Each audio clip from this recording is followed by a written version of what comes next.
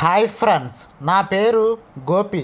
పేరుకు తగ్గట్టుగానే మా ఊర్లో రాత్రిపూట అందరూ నిద్రపోయాక చిన్న చిన్న దొంగతనాలను చేస్తూ ఉంటాను.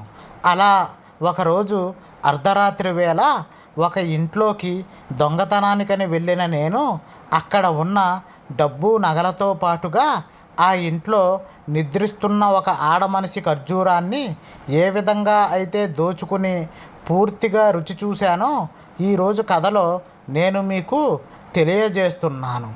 ఇంకా అసలు కథలోకి వెళితే, ఒకరోజు చీకటి పడ్డాక అందరూ నిద్రపోయిన తరువాత నేను నా పనితనాన్ని చూపించడం కోసమని మా ఊర్లోకి అయితే అర్ధరాత్రి వేళ బయలుదేరి వెళ్ళాను. అసలుకే ఈ మధ్య మా ఊర్లో కొత్తగా ఒక కాలనీ అయితే వెలసింది. దాంట్లో ఈ మధ్యనే 4-5 గృహప్రవేశాలు కూడా జరిగాయి. అక్కడ కానీ కన్నం కానీ వేశాను అంటే చాలా లాభం ఉంటుందని ఆలోచించిన నేను ఆ రాత్రి కోసంత సారాయి చుక్కను పుచ్చుకొని ఆ కాలనీకి అయితే బయలుదేరి వెళ్ళాను. పైగా గస్తీ తిరగాల్సిన పోలీసు వ్యాన్లు కూడా ఆ రోజు ఎక్కడా నాకు కనిపించలేదు. దాంతో ఈరోజు అన్నీ శుభశకునాలే కాబట్టి చూస్తూ ఉంటే నా పంట గట్టిగానే పండేలాగా ఉందే అని భావించి నాలో నేనే చంకలను గుద్దుకుని మొత్తానికి ఆ కాలనీలోకి అయితే ప్రవేశించాను. అలా వచ్చి రావడంతోనే దగదగా మెరిసిపోతున్న ఒక ఇంటిని అయితే చూసుకున్నాను. అయితే ఆ ఇంటికి ఎక్కడా కూడా కాంపౌండ్ వాల్ అనేది లేనే లేదు. పైగా దాని చుట్టుపక్కల ఉన్న ఇళ్లల్లోకి కూడా ఎవరూ ఇంకా గృహప్రవేశాలు చేయలేదు. దాంతో ఈ ఇల్లు అయితే గొడవ ఉండదనుకుని భావించిన నేను నెమ్మదిగా శబ్దం చేయకుండా ఆ ఇంటి చుట్టూ తిరగడం అయితే ప్రారంభించాను. తలుపులన్నీ మూసే ఉన్నాయి. ఒక్క కిటికీ మాత్రం కాస్త తీసిపెట్టి ఉంది. అది కూడా గ్రిల్ కిటికీ. వెంటనే నేను నా జేబులో నుండి ఒక స్క్రూ డ్రైవర్ను తీసి నా చేతి పనిని అయితే మొదలుపెట్టాను. అలా 10 నిమిషాలలో గ్రిల్ నా చేతిలో అయితే ఉంది. దాన్ని పక్కన పెట్టి నెమ్మదిగా కిటికీలో నుండి లోపలికి అయితే వెళ్ళాను. అక్కడ ఉన్న లోపల గదుల్లో ఎవరూ కూడా నాకు సరిగ్గా కనబడనే లేదు. దాంతో ముందుగా అసలు ఇంట్లో ఎంతమంది మనుషులు ఉన్నారో చూసి ఆ తరువాత వస్తువులను చక్కపెట్టుకుందాములే అని ప్లానును అయితే వేసుకున్నాను. కానీ అక్కడ ఉన్న ఒక గదిలో ఒక పక్క నీట్గా సర్దిన సామాను, మరో పక్క కొన్ని సూట్ కేసులు అయితే అమర్చబడి ఉన్నాయి. దాంతో మరో గదిలోకి వెళ్ళిన నేను అక్కడ సింగిల్ కాట్ బెడ్ మీద ఎవరో ఒక వ్యక్తి పడుకుని ఉండటాన్ని నేను గమనించాను. దాంతో ఎవరై ఉంటారబ్బా అని ఆ చీకట్లో తన దగ్గరికి వెళ్ళి అయితే నేను చూశాను. అప్పుడు ఆ మసక వెలుతురులో ఒక మగ మనిషి బాగా గురక పెడుతూ కనిపించాడు. అలాగే ఇంకో గది కూడా చూద్దామని నేను లోపలికి వెళ్ళాను. అయితే ఈ గది మాత్రం ముందు చూసిన 2 గదుల కంటే చాలా పెద్దది. పైగా గది మొత్తం చాలా అందంగా కూడా ఉంది. పైగా అందులో డబుల్ కాట్ బెడ్ అయితే వేసి ఉంది. దానిపైన ఒక మనిషి నిద్రపోతున్నట్టుగా అయితే నాకు కనబడింది. వెంటనే నేను వాళ్ళ దగ్గరకు కూడా వెళ్ళి చూశాను. తీరా చూస్తే అక్కడ ఉన్నది ఒక ఆడమనిషి. తన కాళ్ళను వెడల్పుగా చాపుకొని నైటీలో అయితే పడుకుని ఉంది. ఇంచుమించుగా ఒక 25 ఏళ్ల మధ్యలో అయితే ఉంటుంది ఆమె.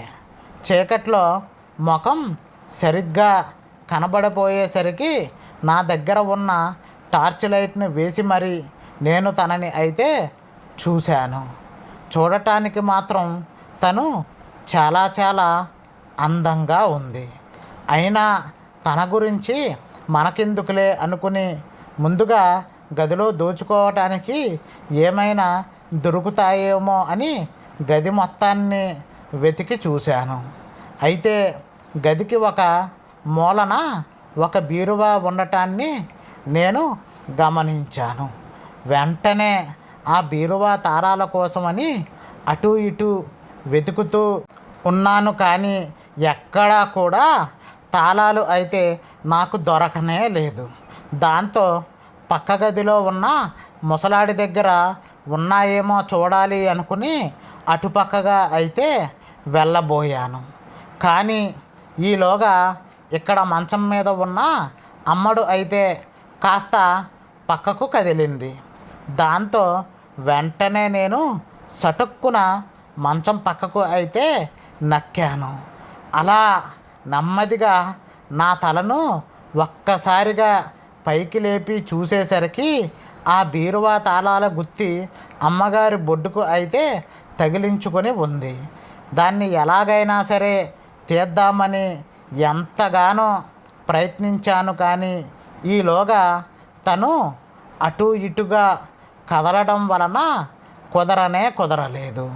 మొత్తానికి ఎలాగోలా కష్టపడి ఆ తాళాల గుత్తిని సంపాదించిన నేను ఆ బీరువాలో ఉన్న డబ్బు నగలను పూర్తిగా దోచుకున్నాను. అలా నా పనిని ముగించుకుని వెళ్ళిపోతూ ఉండగా ఈలోగా మంచంపై ఉన్న ఆ వీర వనిత గారు, వద్దు బావా, ప్లీజ్ అలా గిలిగింతలు పెట్టకు, నువ్వు నీ అల్లరి పనులును నువ్వు మరీ చిలిపి బావా అంటూ తనకు తానే ఏవో ఊహల్లో తేలిపోతూ మంచి గాఢ నిద్రలో ఉండి కలలను అయితే కంటోంది. దాంతో బాగా ఆలోచించిన నేను ఆ బావగాడిని నేనే ఎందుకు కాకూడదు అనుకోకుండా వచ్చిన ఈ అవకాశాన్ని ఎలాగైనా సరే సద్వినియోగపరుచుకోవాలి అని భావించి, ఎలాగో తాను నిద్రలోనే ఉంది కాబట్టి తను కంటున్న ఆ కలని ఎలాగైనా సరే నేను నిజం చేసేయాలి అనుకుని నేను వచ్చిన ఆ పనిని ఒక అరగంట సేపు పక్కన పెట్టి ముందు తన పనిని చూద్దామనుకుని మొదలుపెట్టాను. అలా తాను మంచి గాఢ నిద్రలో ఉండగా నేను తనపై పూర్తిగా ఆక్రమణను చేస్తూ ఆ చెమ్మ చీకట్లో తనని తన్మయత్వ లోకాలకు తీసుకుని వెళుతున్నది తన బావేనని భావించిన తాను కూడా నాకు అడ్డు ఆపు అనేది ఏమీ చెప్పకుండా పూర్తిగా సహకరించసాగింది. అలా ఆ రోజు మా ఊర్లో కొత్తగా కట్టిన ఆ కాలనీలో ఒక ఇంటికి దొంగతనానికి వెళ్ళిన నేను పనిలో పనిగా ఆ ఇంటిలో గాఢ నిద్రలో నిద్రిస్తూ కలలను కంటున్న ఆ మహిళ దగ్గరకు వెళ్ళి నాకు చేతనైన సహాయాన్ని చేసి తిరిగి మరలా వెనక్కి అయితే వచ్చేశాను. ఇట్లు మీ గోపి.